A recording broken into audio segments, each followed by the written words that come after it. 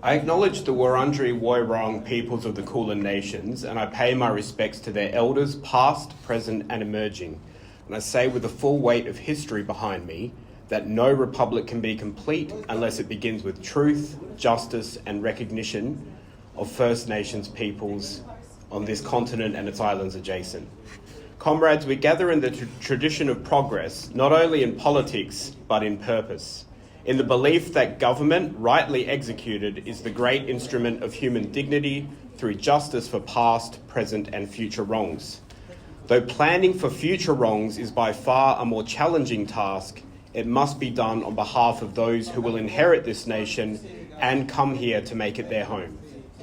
We gather not merely as administrators of reform, but as custodians of a story, a labour story, that begins not in the halls of Parliament, but in the hearts of working people, on the factory floor, among workers organised and on country.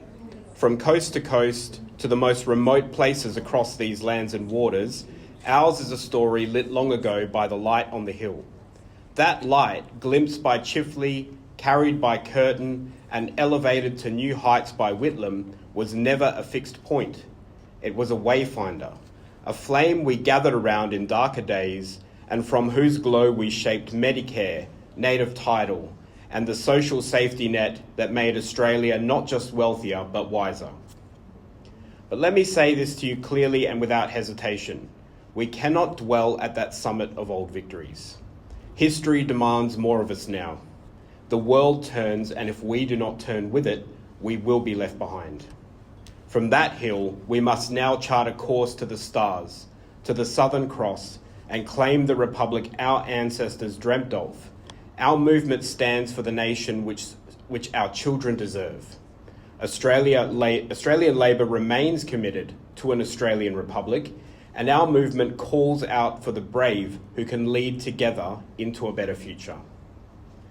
It is time, past time, for an Australian republic that is directly elected with a head of state, chosen not by accident of birth or bureaucratic appointment, but by the sovereign will of the Australian people through a democratic vote. Not an American system, not an Irish system, but an Australian system founded on Australian principles such as justice, freedom and respect. Those who continue to claim that a weak model will win continue to fail to build the movement and the momentum for a republic. Those who repudiate democratic and representative democracy because of America's failures do not trust the Australian people. And that distrust, which is unfaithful to the dignity and worth of Australians, all Australians, will never build a movement of greatness. That movement belongs to the Australian people. An Australian crown is a relic of history, and for as long as the crown of Terra Nullius remains in our constitution, we cannot advance as a nation. For Australia, the crown's persistence can only mean that we are not a self-determined nation, and we must not doubt that this is how we are seen through the world as long as it remains. Its power can still, in theory, be invoked to dismiss a Prime Minister or remain silent while a Prime Minister makes self-appointments to Commonwealth ministries without the knowledge of the Australian people, Cabinet or opposition. Comrades, it is time to seize the unfinished business of the Australian project and shape it for Australians. The future cannot be reasonably be embraced if we cannot look back with reason. If we fail to learn the lessons of the past, they will catch up with us in time. Let's look back in time briefly to the year 1975. A Governor-General unseen by the public and unaccountable to the Australian people dismissed an elected government, not by democratic vote, not by an act of parliament, but by the stroke of a pen and a phone call to the palace. It was not just the Whitlam government that was dismissed that day, it was the very notion of democracy. An appointed and ceremonial head of state, through his abandon of the impartiality required for his role, dismissed an elected Prime Minister and triggered the dissolution of an elected government. The reverberations of that moment in time have never fully healed. If we thought that that was the last insult to the Australian people's sovereignty or to First Nation sovereignty, Let us fast forward nearly half a century. We saw a Prime Minister, Scott Morrison, swear himself secretly into 5 ministerial portfolios, undermining not just cabinet process, but the fundamental principle of accountability in executive government. 1 man, 5 ministries. No public disclosure, no parliamentary oversight, no constitutional guardrails. It was not a scandal, it was a crisis of confidence in the system. A moment when the thin veil of Australia's executive accountability was torn away, revealing a structure not built for transparency but for control. These moments, 1975 and 2020, are not footnotes. They are flashing red lights warning us of a deeper truth, that our current system is vulnerable to secrecy, to elitism, and to unaccountable power. And so I ask you, how many more such moments must we endure before we act, before we know what is right for Australia? Australia must be the just power that our allies deserve as well. Our oceanic region deserves a democratic Australia with the power of security, peace and trade. Australian law and Australian respect. It is time to transform our nation from one ruled in name by a monarch and in practice by invested power into one ruled openly by the people. We need a head of state who speaks with the voice of Australia, not the whispers of empire. We need a system in which every Australian child can grow up knowing that they may one day not just be Prime Minister but President, because the people and only the people should ever have the foundational right to bestow that honour. A system where the integrity of Australian lands, peoples and cultures are defended daily by every Australian, for every Australian and the peace and prosperity of our region. Our Constitution remains unfinished.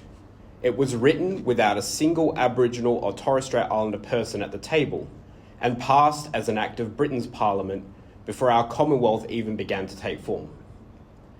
It remains silent on the oldest continuing cultures on earth. It contains no statement of equality for anyone. It offers no recognition of the sovereignty that was never ceded according to our highest judiciary. To call ourselves a republic without addressing this would be a betrayal. For Australia, a republic is not merely the ceremonial removal of the crown. We must remake the constitutional soul of the nation, one that reflects the truth that First Nations peoples are not footnotes in Australia's story. The republic we build must not be a mirror of the old order. It must be something new, something bold, something just.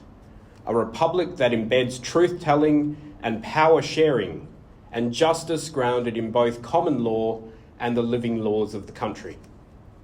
A republic where the land itself has a voice and governance is not only concerned with the people, but in relationship with the earth that sustains us. This is our moment. The world faces a climate crisis. The old ideologies and rhetoric cannot save us, nor can they provide any comfort. Authoritarianism is rising. Disinformation runs rampant. And yet in this chaos, Australia has a chance to show the world what a 21st century republic can be, a republic that honours the Indigenous history and living presence of our lands and waters, while embracing a multicultural now and a multicultural future, both of which define Australia. A republic not built on war and conquest, but on care, stewardship, and shared responsibility. A republic where democracy is not just a system, but a living ethos, founded in the dignity of every person. This is our moment. We can be the generation that finishes the work that Whitlam began, that takes the torch from the light on the hill and carries it into the next century. But to do so, we must move. We must organise. We must build a movement not only within the party, but beyond it. One that brings together trade unionists and teachers, students and scientists, elders and artists, rural voters, suburban mums, First Nation leaders and Australians. We must reach the eyes and ears of every home, every workplace and every town square with a single message. The time has come. The Republic is ours to make. Will you help build it? Comrades, the Republic has never been about a flag or a title or any other ceremonial change. The Republic is about who we truly are and how we can establish who we truly are through supreme law. A republic is about who Australians serve and answer to. When we make history, when we make it so, Australians will serve themselves and other Australians. Australians will answer to themselves and to other Australians, as we must. To those who believe that talk about the future is irrelevant, know not where they stand. This movement has always been about the future.